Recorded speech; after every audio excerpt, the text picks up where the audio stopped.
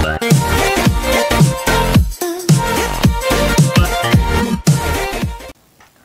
semuanya, ketemu lagi dengan saya Pak Giri. Nah, di pertemuan kemarin kita sudah membahas tentang demokrasi terpimpin. Nah, untuk kali ini kita akan membahas tentang materi baru, yaitu masa Orde Baru. Nah, adalah masa setelah demokrasi terpimpin atau Orde Lama. Nah, di sini kita akan lihat pada masa pemerintahan yang baru, yaitu Orde Baru, apakah itu kondisinya lebih baik daripada demokrasi terpimpin. Nah, untuk itu mari kita pelajari lebih lanjut. Nah, menjelang akhir kekuasaan demokrasi terpimpin, itu muncul peristiwa bernama G30S PKI. Nah, hal ini membuat kondisi politik sangat kacau, dan juga posisi Soekarno sebagai presiden itu berada di ujung tanduk. Kenapa? Karena waktu itu ada indikasi kedekatan antara Soekarno dan juga PKI ketika masa demokrasi terpimpin. Nah, setelah PKI ditumpas oleh Panglima Kostrad Maijen Soeharto dan beberapa bukti berhasil dikumpulkan, akhirnya gerakan tersebut mendapat kecaman keras oleh masyarakat. Dan akhirnya ada tuntutan dari masyarakat itu untuk membubarkan PKI, organisasi masyarakatnya dan juga tokoh-tokohnya itu diadili. Nah, hal ini yang menjadi latar belakang lahirnya Orde Baru yang dipelopori oleh masyarakat luas. Nah, selain mengecam G30S PKI, sebenarnya tuntutan masyarakat yang paling inti adalah anjuran untuk pemerintah itu untuk memperhatikan rakyat, memperbaiki kondisi ekonomi, terus sosial, dan lain sebagainya, yang pada masa demokrasi terpimpin itu sangat kacau. Nah, masyarakat sudah tidak tahan, akhirnya menyuarakan pendapat.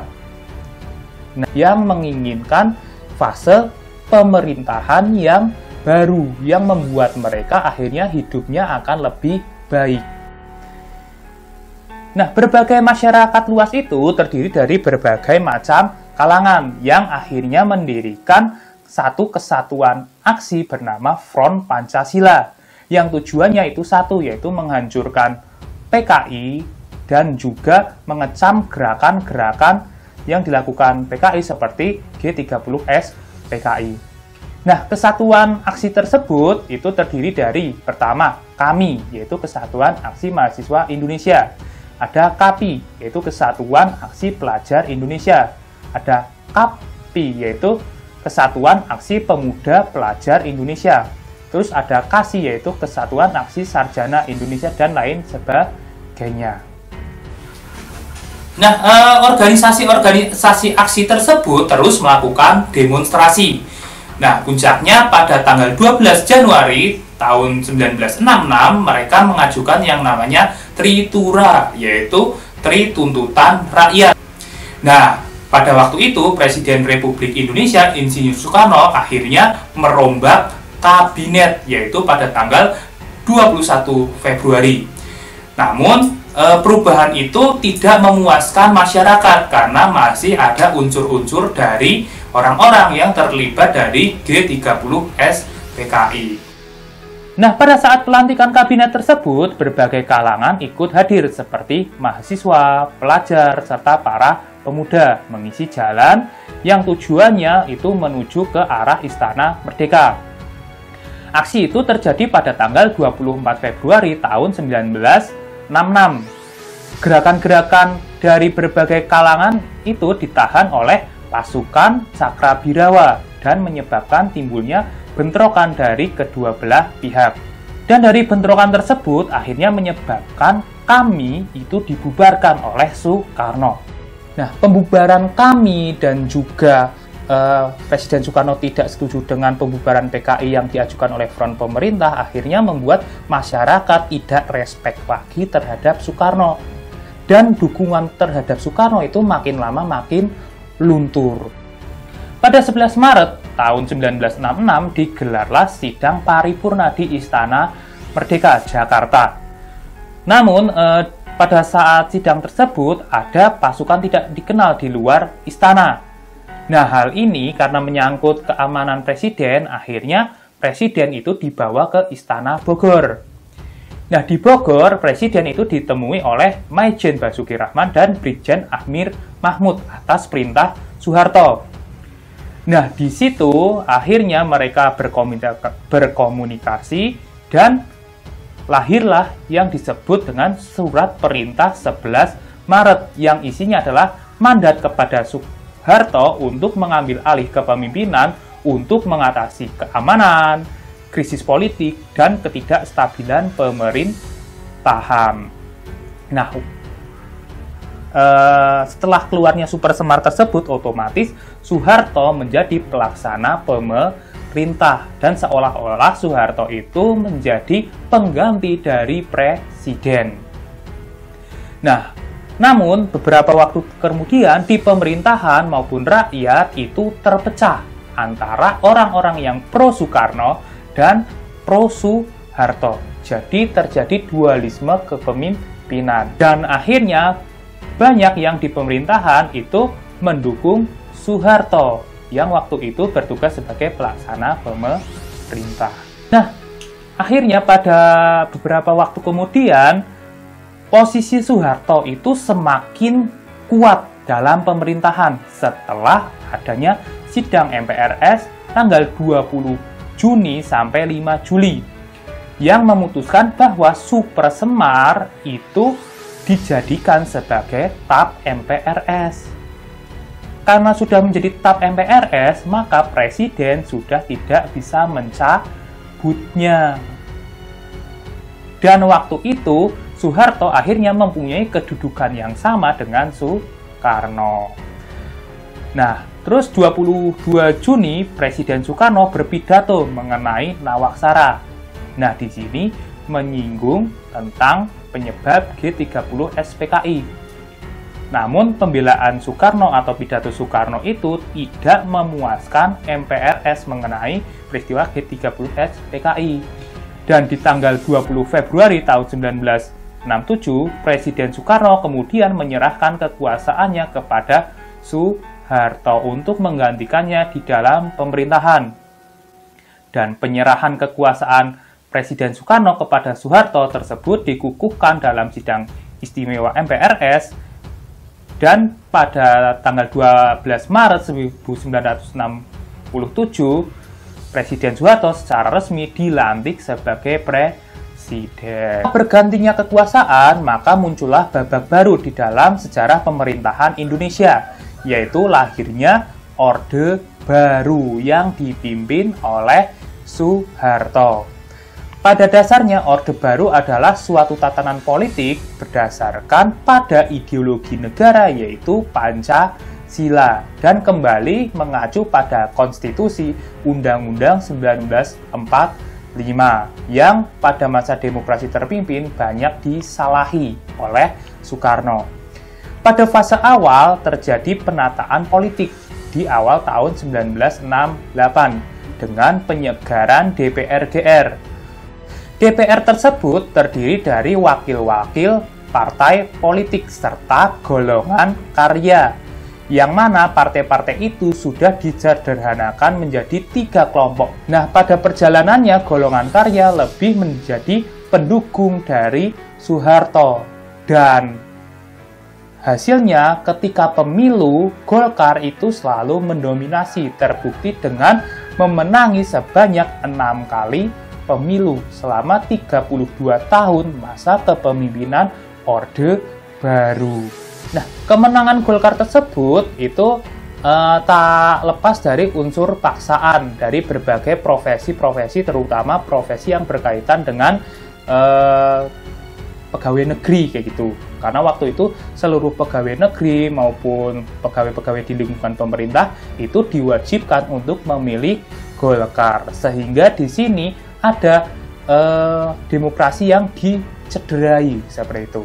Di bidang politik juga, pada masa Orde Baru, Presiden Soeharto itu memberlakukan yang namanya dwifungsi ABRI, yaitu 2 fungsi ABRI, yaitu sebagai keamanan dan tentara itu boleh masuk ke dalam pemerintahan melalui Partai Golkar. Jadi otomatis Soeharto itu dari militer dan mempunyai anak buah militer, itu bisa mudah untuk diatur. Sebenarnya pada masa Orde Baru itu juga ada peristiwa yang sempat menggoyahkan orde ini atau rezim ini. Nah, peristiwa tersebut diawali dengan peristiwa 15 Januari atau dikenal sebagai Malari, yaitu ketika mahasiswa itu mengkritisi kebijakan pemerintah menjelang kedatangan Perdana Menteri Jepang. Nah, demonstrasi ini berlangsung dalam skala besar, sehingga membuat pemerintah akhirnya berbuat tegas dengan menerbitkan SK /028/1974. Nah, isinya adalah demonstrasi itu dilarang. Nah, akibat dari SK ini, akhirnya ada berbagai macam pembungkaman demokrasi yang akan disampaikan oleh masyarakat untuk mengkritisi atau mengontrol pemerintah. Nah, untuk meminimalisir perbedaan-perbedaan yang tidak mendukung pemerintah, maka pemerintah Orde Baru menyelenggarakan yang namanya penataran P4, yaitu untuk penyeragaman ideologi. Melalui penyeragaman ini, masyarakat diarahkan untuk tetap mendukung Orde Baru, sehingga pemerintahan Orde Baru semakin lama semakin kuat. Nah, setelah berhasil mengembalikan kondisi politik, Orde Baru fokus ke ekonomi dan pembangunan. Dalam ekonomi, Orde Baru mencoba mengatasi hyperinflasi dengan menyusun APBN berimbang dan melunasi utang luar negeri dan mencari utang baru. Nah, memberlakukan penanaman modal asing, yaitu orang asing bisa mendirikan perusahaan di Indonesia, yang sebelumnya pada masa demokrasi terpimpin itu adalah suatu yang haram, dan juga memberlakukan undang-undang penanaman modal dalam negeri. Dampaknya adalah hyperinflasi dapat dikendalikan dari yang semula 600% akhirnya menjadi 120%, dan berkembangan selanjutnya menjadi 80%, dan makin lama makin mengecil. Nah, terus saya ingat bahwa dulu nilai tukar dolar ke rupiah itu sangatlah kuat. Ya, $1 itu hanya 2.500. Tidak seperti sekarang, $1 itu sebesar 17.000. Nah, dalam bidang pembangunan dilakukan rencana pembangunan jangka panjang dan juga jangka pendek. Hal tersebut dirancang dengan program yang namanya pembangunan 5 tahun atau PELITA. PELITA kalau nggak salah pada masa Orde Baru itu dilakukan sebanyak 1 sampai 5 atau 6 kali. Di hal itu tersebut bahwa program pembangunan pada masa Orde Baru itu lebih terencana daripada masa sebelumnya. Nah, pembangunan berskala nasional yang dimulai sejak tahun 1669 itu tidak terlepas dari program pemerintah sebelumnya, yaitu bernama Trilogi Pembangunan. Nah, kalau dilihat, berarti Indonesia waktu masa Orde Baru itu sedang maju-majunya ya dalam bidang ekonomi dan pembangunan. Nah, selain itu, pada Orde Baru juga ada peristiwa-peristiwa politik yang penting. Yang pertama adalah mengakhiri konfrontasi dengan Malaysia, terus kembalinya Indonesia menjadi anggota PBB, karena pada masa demokrasi terpimpin kan dia keluar. Terus ada pendirian ASEAN, terus ada integrasi Timor Timur ke dalam wilayah Indonesia. Terus di bidang kesehatan itu juga banyak sekali peningkatannya. Dilihat dari usia harapan hidup yang dari 60 tahun menjadi 80 tahun. Nah, terus juga di sini juga mencanangkan program keluarga berencana untuk menekan kepadatan penduduk. Terus yang paling sukses adalah dia mengembangkan dunia pendidikan dengan mendirikan SD-SD impres di desa-desa sampai di pelosok, mengakibatkan angka melek huruf dan juga anak-anak sekolah akhirnya meningkat bahkan lebih dari 100% gitu. Namun pada masa Orde Baru, pemerintahannya cenderung otoriter, sewenang-wenang. Walaupun pertumbuhan ekonominya baik dan juga pembangunannya juga bagus, namun banyak terjadi KKN, yaitu korupsi, kolusi, dan nepotisme di tubuh pemerintah. Terus pertumbuhan ekonomi walaupun baik, tapi tidak dibarengi dengan terbukanya akses distribusi, mengakibatkan kesenjangan sosial di masyarakat, yaitu yang kaya makin kaya, yang miskin makin miskin, serta terbatasnya demokrasi, dan menyebabkan banyaknya terjadinya pelanggaran HAM, karena misalkan orang mengkritik pemerintah itu langsung ditangkap, itu dinilai sebagai pemberontak. Akibat hal itu dan pembangunan tidak merata, akhirnya ekonomi Indonesia terpuruk pada tahun 1997 dan melahirkan tuntutan baru bernama reformasi yang dilakukan oleh mahasiswa dan masyarakat luas. Dari semua itu kalian bisa simpulkan sendiri bagaimana kondisi Indonesia pada masa Orde Baru, lebih baikkah atau lebih burukkah dari masa Soekarno maupun masa sekarang. Dan ini ada pertanyaan untuk kalian. Pertanyaannya adalah sebutkan prestasi-prestasi yang ada pada masa Orde Baru. Nah, silahkan isi di presensi dan saya ucapkan tetap semangat bagi kalian yang masih PJJ dan sampai jumpa.